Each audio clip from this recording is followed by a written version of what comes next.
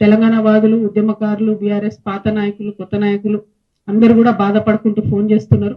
నిరంజన్ రెడ్డి గారి వల్ల వనపర్తి జిల్లాలో మళ్ళా బీఆర్ఎస్ పార్టీ జన్మలో కోలుకోలేని దెబ్బ పడ్డది. ఆయన చేసిన అవినీతి, ఆయన చేసినటువంటి అన్యాయం, ఆయన బీసీల మీద పెట్టినన్ని కేసులు, ఆయన ఉద్యమకారుల మీద పెట్టినన్ని కేసులు, ఇవన్నీ ఒక్కొక్కరు చెప్పుకొని కళ్ళలో రక్తం వచ్చేటట్టు ఏడుస్తున్నారు.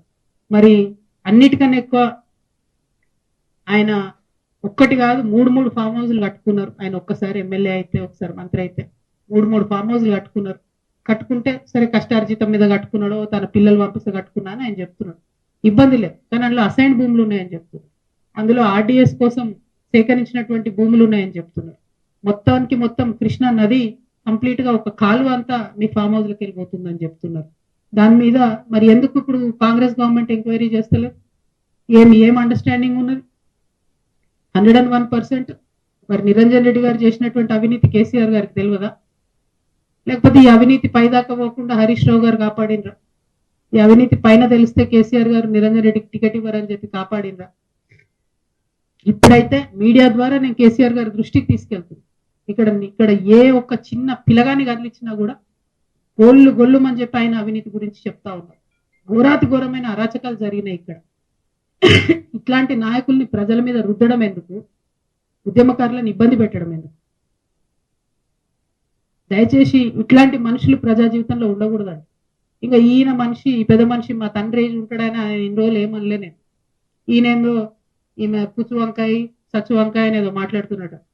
నిరంజన్ రెడ్డి గారు, మీరు మా తండ్రి వయసులో ఉన్నారు కాబట్టి చాలా మర్యాద ఇచ్చి ఈ అంశాలన్నీ చాలా గౌరవంగా చెప్తున్నా నేను.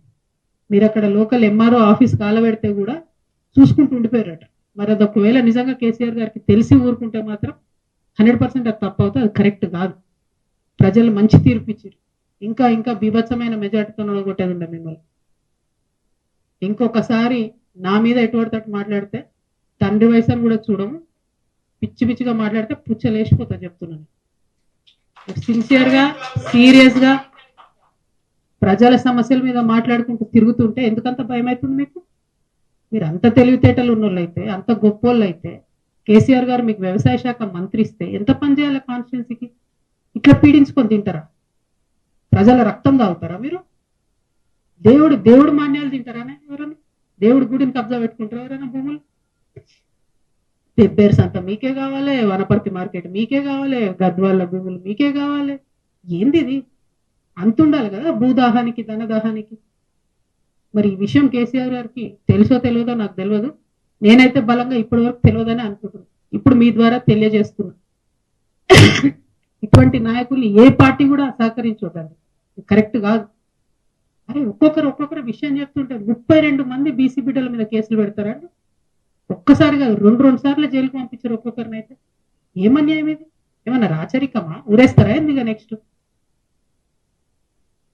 మళ్ళా మీరు ఇంకా నా మీద మాట్లాడు. తప్పు చేస్తే నోరు మూసుకొని ఉండాలి కదా, కరెక్టా ఇది? ఇట్లాంటి వాటిని సహకరించడం ఏ పార్టీలకు కూడా కరెక్ట్ కాదు. ఒకటి కాదు, 2 కాదు, ఇక చూస్తుంటే వెతుకుతుంటే అయితే దారుణమైన నిజాలు బయటపడుతున్నాయి. డెఫినెట్ గా ఈయన హరీష్ రావు గారు మనిషి కాబట్టి ఏమి చర్యలు ఈయన మీద కాంగ్రెస్ ప్రభుత్వం తీసుకుంటుందని నేను బలంగా నమ్ముతున్నాను. ఎన్ని మాట్లాడినండి రేవంత్ రెడ్డి గారు ఇక్కడికి వచ్చినప్పుడు? ఒక్క విషయంలో ఎంక్వైరీ చేసిరా? ఎన్ని టీవీ ఛానల్ వచ్చి స్టోరీలు చేసుకోపోయినాయి? ఏమైంది ఎంక్వైరీ? మరి ఇట్లా కరప్షన్ ఎంకరేజ్ చేసుకుంటూ పోతే తెలంగాణ ఉంటుందా? బాగుపడుతుందా ఎప్పటికన్నా? ఎందుకు మరి తెచ్చుకున్నది? కొందరి కోసమే తెలంగాణ. స్వర్గంలో ఉన్న పెద్ద మనిషి మీ మామగారు చూసి సిగ్గుపడుతుంటారు మిమ్మల్ని, నా పేరు చెడగొట్టినా బాబు. చాలా అన్యాయం. నేను చాలా రోజులు సైలెంట్గా ఉన్నా. మీరు మీ మనుషుల్ని పెట్టి మీరు మాట్లాడి ఎటువంటి ఎందుకు మాట్లాడాలి నా మీద? ఏం తెలుసు మీకు నా గురించి?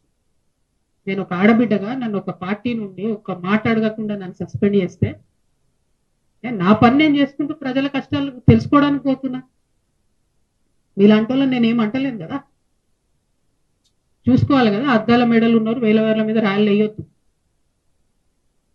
దీనికి రిటార్ట్ మీరు ఇష్టం వచ్చినట్టు మాట్లాడితే బాగుండదు. నేను చెప్తున్నా, ఒళ్ళు దగ్గర పెట్టుకొని చేసిన అలిగేషన్కి జవాబు ఇవ్వండి. అంతేగాని విమర్శ చేస్తాం, పర్సనల్ గా మాట్లాడతాం, ఆడపిల్ల కదా ఏమంటదిలే అనుకుంటున్నాం. ఊరుకునేది లేదు ఇక ముందు నుండి. మీరు చేసిన అన్యాయం మీరు చేసిన అన్యాయాలు చూస్తుంటే కింద చాలా చాలా దారుణమైన పరిస్థితులు ఉన్నాయి. ఇక ఈ వనపర్తిలో మాత్రం నిరంజన్ రెడ్డి గారు ఉంటే ఈ నాయకత్వంలో బీఆర్ఎస్ పార్టీ ఇక్కడ బతికి బట్టగట్టే క్వశ్చనే లేదు.